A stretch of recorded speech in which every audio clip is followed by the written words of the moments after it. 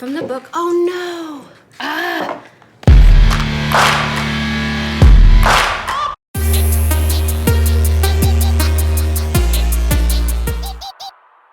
I don't know if anybody else already knew this, but did you know that 92% of New Year's resolutions fail by February? If you found yourself in that statistic, you are not alone. I discovered a secret that I want to share with you about creating those lasting habits.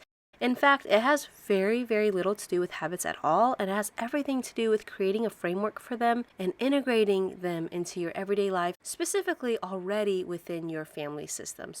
In this video, I'll be providing 3 of my most impactful systems throughout the day, from morning time to blessing time to bedtime rituals, and I really hope to provide some practical insights to create these kind of rhythms for your habits to have an environment and a place to grow. I've actually been rereading the book Atomic Habits. It talks about habit stacking, talks about building habits into existing routines. For example, my desire to eat healthy and be productive begins in my early morning hours, which is really crucial for establishing a peaceful atmosphere for the rest of the day. I think it's extremely important to figure out what is causing you that morning rush and that morning chaos and address those issues gradually. So for example, some mothers might need to wake up earlier and get Jesus before everybody else wakes up. Others might need to sleep and heal their bodies. Some might need to prepare some breakfast ahead of time, like a breakfast casserole or overnight oats or something really simple. And others just simply need to simplify, like a smoothie or something even easier. Seasons will look different for every one of us, but however you need to be obedient to the Lord in your season, that is simply the only thing that you ought to do.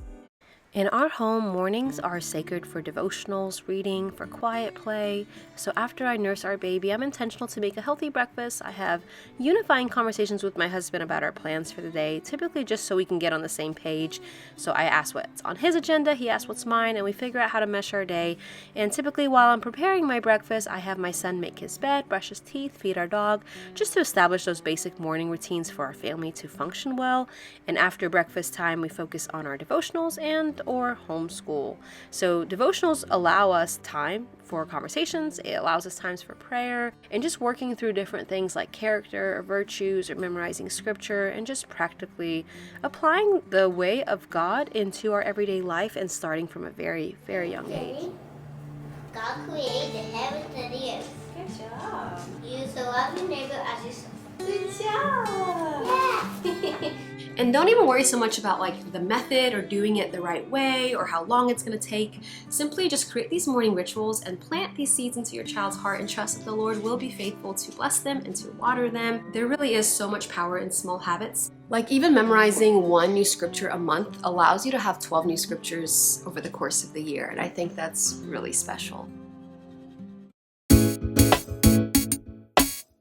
So after our dinner ends, we will go ahead and set a timer for 15 minutes, turn on some extremely fun, loud music, and get to cleaning as much as we can, as fast as we can. In our home, one of the values that we hold is that we're called to steward our home with whatever that God has given us. So I don't believe that the mother should solely be responsible for every detail of the home. I believe as homemakers and mothers, we're to train our children and to raise them on how to work diligently and how to grow in all of these areas. I believe eventually our children will grow in their thresholds to manage more responsibilities. This is not so much the time for training how to clean or even expecting perfection.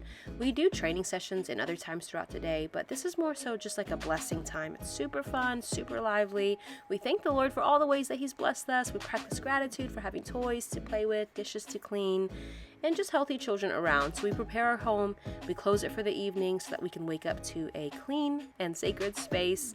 I used to handle this alone when everybody went to bed, but I've just noticed it's been a lot more beneficial to involve the family and just to teach that value of teamwork and responsibility. So kind of just maintaining that value. We eat together, we clean together, we work together, and we just party together. And not only is this just a really fun last time together as a family, it also helps me maintain those habits of cleanliness and order. Also just getting a good little cardio session and relieving some stress and remembering to have fun and to just be like a kid again. I think as adults we need that reminder, especially as moms, to just stop, breathe, and have fun.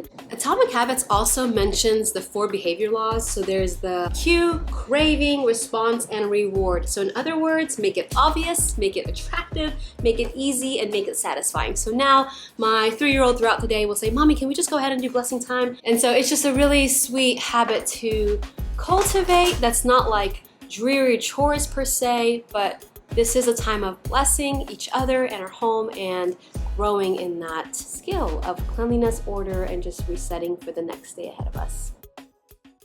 Lastly, as we prepare for our nights, we have our bedtime rituals, typically starting around 6 p.m. Most nights it does start out with a bath, and then my husband and I will share the load, especially while I'm still in a season where I'm nursing our baby. So these consistent times make room for us to just have that earlier bedtime and to give everybody the proper rest needed for the next day. And it also allows my husband and I to have a date night or just to have time to recharge or read or spend time with the Lord before we go to bed at a reasonable and early hour as well.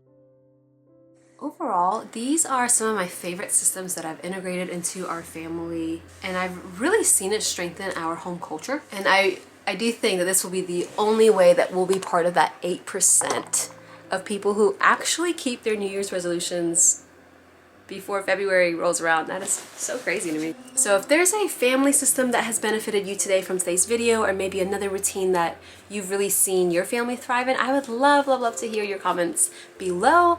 And if this video was helpful to you, be sure to give it a thumbs up, like it, share it with someone. And as always, until next time, bye.